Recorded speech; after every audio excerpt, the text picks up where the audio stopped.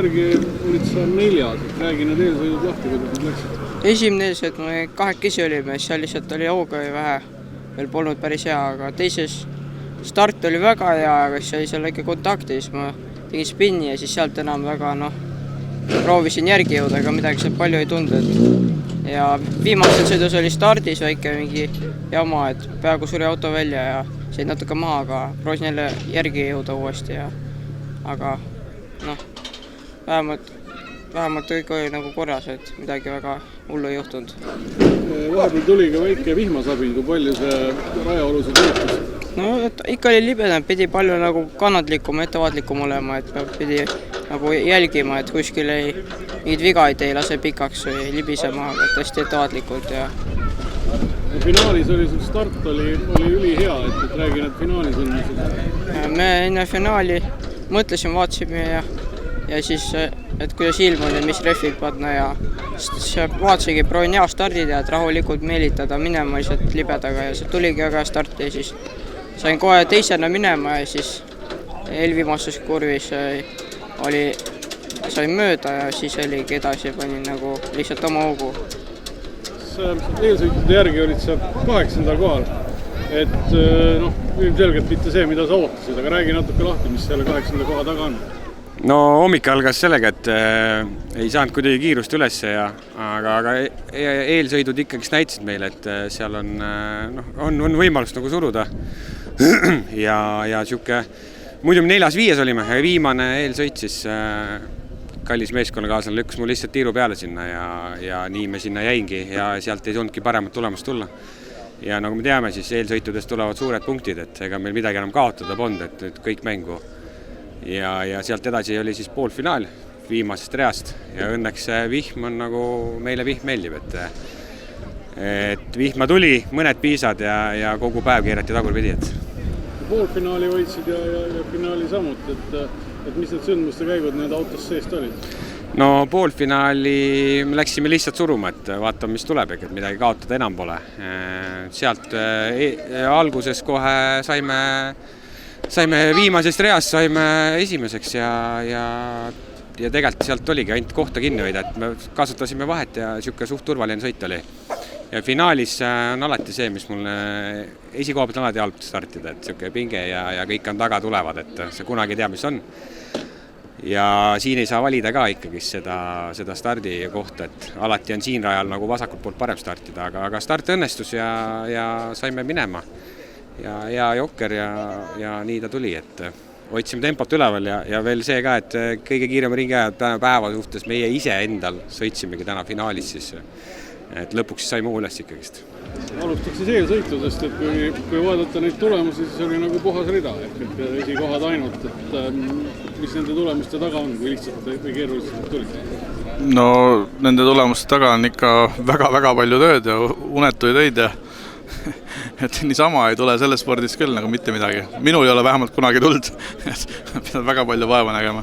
Siin näeme seda resultaati, aga see, mis kodus toimub ja garaažis, et see on kõva vaeva nägemine. Mis see ettevalmistus oli selleks võistluseks, kui lähemalt räägid?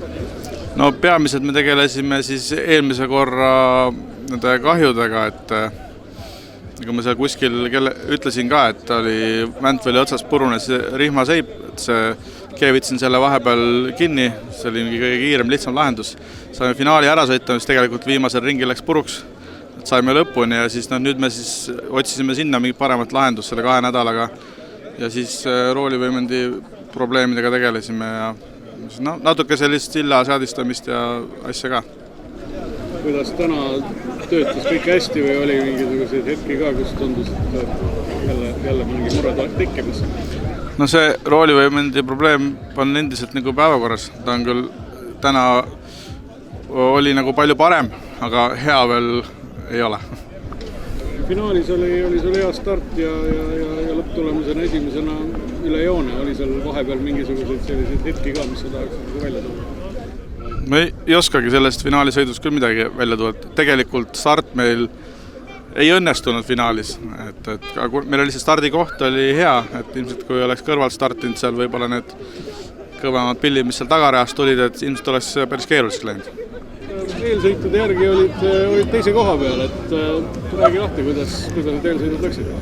Ei, eelsõidus oli jah, korra nagu vaatasin, et on võimekus sõita kiiresti, aga siis hakkas järjest iga vooruga langema see tempo või teistel kiiremaks minema.